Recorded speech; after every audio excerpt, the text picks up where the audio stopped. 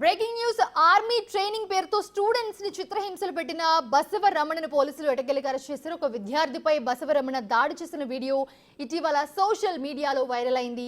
దీనిపై విచారణ జరిపి రమణను అరెస్ట్ చేశారు. రమణపై మరిన్ని ఆరోపణలు ఉన్నాయని శ్రీకాకుళం డీఎస్పీ ఆవేదన వివేకానంద అన్నారు. అయితే ఆయన నిర్వహిస్తున్న ఇన్స్టిట్యూట్ కి ఎలాంటి అనుమతి లేదని డీఎస్పీ తెలిపారు.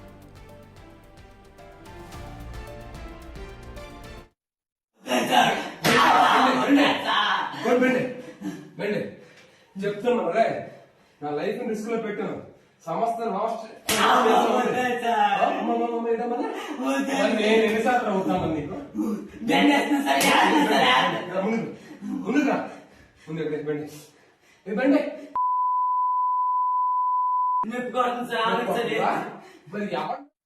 ఏం జరిగిందని వాస్తవాన్ని తెలుసుకుని వారు ఇచ్చినటువంటి స్టేట్మెంట్ మీద 1 టౌన్ ఎస్ఐ హరికృష్ణ గారు కేసు నమోదు చేశారు. ఎందుకంటే ఒక మైనర్ కుర్రవాడు, అతను మైనర్ పేరు మేము చెప్పకూడదు. ఆ మైనర్ కుర్రవాడు తాలూకా అతన్ని అంత క్రూరంగా హింసించడం అనేది జేజే యాక్ట్ ప్రకారం చాలా పెద్ద నేరం అది. అలాగే అతన్ని ఒక రూమ్లో బంధించి అతన్ని అంత చిత్రహింసలు గురి చేశాడు. దాని మీద 1 టౌన్ సిఐ గారు ప్రత్యేకంగా ఇతన్ని ఎలాగైనా పట్టుకోవాలని ఆ రోజు రాత్రి అంతా కూడా ఎఫర్ట్ చేయడం, ఆయన ఎఫర్ట్స్ మూలంగా నిన్న ఈవినింగ్ పోలీస్ స్టేషన్ దగ్గర ఆయన అరెస్ట్ చేయడం జరిగింది. అరెస్ట్ చేసిన తర్వాత విచారణ చేస్తే అతని ఇన్స్టిట్యూట్కి సంబంధించి ఎటువంటి డాక్యుమెంటేషను లేదు, దానికి లైసెన్స్ లేదు, దానికి ఎటువంటి పర్మిషన్స్ లేవు. అక్కడున్న స్టూడెంట్స్ ఇంటర్మీడియట్ ఎన్ఆర్ఐ కాలేజీ ద్వారా చదువుతున్నారు, ఎగ్జామ్స్కి అటెండ్ అవుతున్నారు.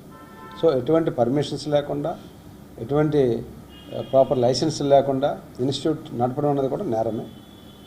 దాని మీద concern district authorities, district education officer వాళ్ళందరికీ కూడా ఆ రిపోర్ట్స్ పంపించి డిపార్ట్మెంటల్ యాక్షన్ ఏ విధంగా తీసుకోవాలనే దాని మీద వారికి రిపోర్ట్. రైట్, ట్రైనింగ్ పేరుతో చిత్రహింసలు పెడుతున్న రమణ్ ని పోలీసులు అరెస్ట్ చేశారు. ఇది అంశానికి సంబంధించి మరిన్ని అప్డేట్స్ మా ప్రతినిధి రాము అందిస్తారు. రాము, ఎవరైతే ట్రైనింగ్ పేరు చెప్పి స్టూడెంట్స్ అందరినీ చితకబాది చిత్రహింసలకు గురి చేశారో వీడియో కూడా సోషల్ మీడియాలో వైరల్ అయింది, మనం బిగ్ టీవీలో కూడా చూసాం. సో ఏంటి అరెస్ట్ చేసినట్లుగా కనిపిస్తుంది, ఏం చెప్తున్నాడు ఆయన?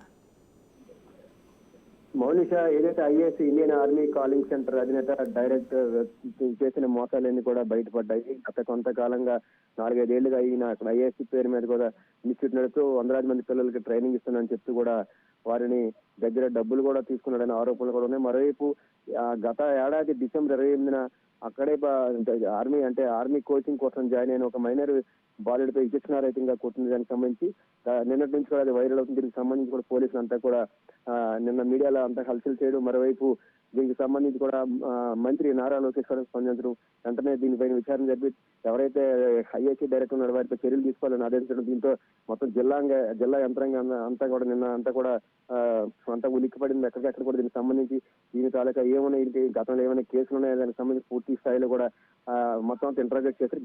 నిన్న అర్ధరాత్రి ఎక్కడైతే ఉన్నాడని మొత్తం అంతా ఇంటరాగేట్ పోలీసులు అంతా కూడా బృందాలుగా ఏర్పడి ఈయన నిన్న గత వారం రోజులుగా కూడా తప్పించి తిరిగినట్టు తెలుస్తుంది. దీనికి సంబంధించి పోలీసులు కూడా ఎక్కడికక్కడ కూడా గస్తీ నిర్వహించిన తర్వాత నిన్న రాత్రి ఈయన ఎక్కడున్నాడని కనుక్కున్న తర్వాత నిన్న రాత్రి పోలీసులు ఆయన అరెస్ట్ చేశారు. దీనికి సంబంధించి అయితే ఇండియన్ ఆర్మీ కాలింగ్ డైరెక్టర్ అధినేత అయితే ఈయన ఏదైతే ఇన్స్టిట్యూట్ ఉందో ఐఏసీ దానికి సంబంధించి దానికి ఎటువంటి లైసెన్సులు లేవు.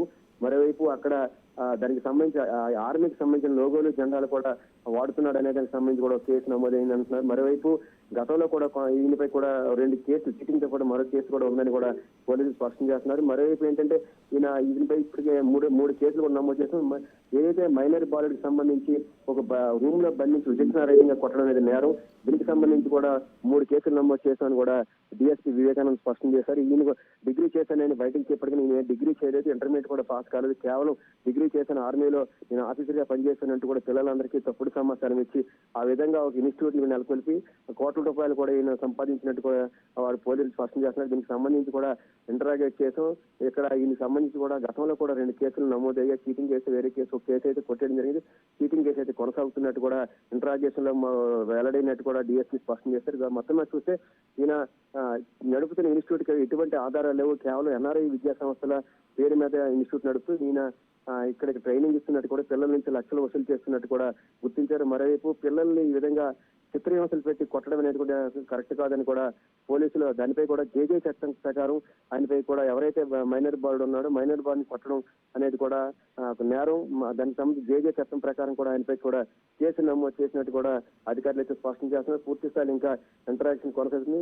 గతంలో ఉన్న కేసులతో 2 కేసులు ఉన్నాయి. దానితో పాటు ఇప్పుడు మరొక 3 కేసులు కూడా నమోదు చేసాం. ఇంకోటి ఆయన కొద్ది రోజుల క్రితం అంటే ఎవరైతే గర్ల్స్ స్టూడెంట్స్ ఉన్నారో అందులో కూడా సీసీ కెమెరాలు ఏర్పాటు చేశారు. దానికి సంబంధించి కూడా 4-5 రోజుల క్రితం ఇంటరాక్ట్ చేసాం. అయితే పిల్లలు అయితే మేము అక్కడ వస్తువులు పోతున్నాయి కాబట్టి మేమే పెట్టమని అంటున్నా సరే అది కూడా డార్మిటరీలో విధంగా పెట్టడం కరెక్ట్ కాదు కూడా కాదని కూడా దానిపై కూడా మేము విచారణ సాగిస్తున్నాం. ఏదైతే మైనర్ బాలుడు గత ఏడాది డిసెంబర్ లో ప్రైవేట్ షాప్ ఓపెనింగ్ వెళ్ళేటప్పుడు ఇతను సెక్యూరిటీ అరేంజ్ చేశాడు, అప్పుడు దొంగతనం చేశాడనే దానికి సంబంధించి కూడా మా దృష్టికి వచ్చింది. దానిపై కూడా విచారణ చేస్తున్నట్టు కూడా డిఎస్పీ స్పష్టం చేశారు. మొత్తం మీద చూస్తే ఐఏసీ అనేది కూడా ఒక ఎటువంటి నిబంధనలు అంటే ఎటువంటి అనుమతి లేకుండా నడుస్తుంది. మరైతే ఇతని తాలూకు చేసినవన్నీ కూడా మోసాలంటూ కూడా పోలీసులు స్పష్టం చేశారు. మొత్తం మీద చూస్తే డైరెక్టర్ అరెస్ట్ చేస్తూ ఇంకా కూడా విచారణ కొనసాగుతుంది. పూర్తి స్థాయి సంబంధించి విచారణ కొనసాగిన తర్వాత ఆయన్ని కోర్టుకి సబ్మిట్ చేస్తామంటూ కూడా అధికారులు స్పష్టం చేస్తున్నారు. Thanks for the updates Ramu.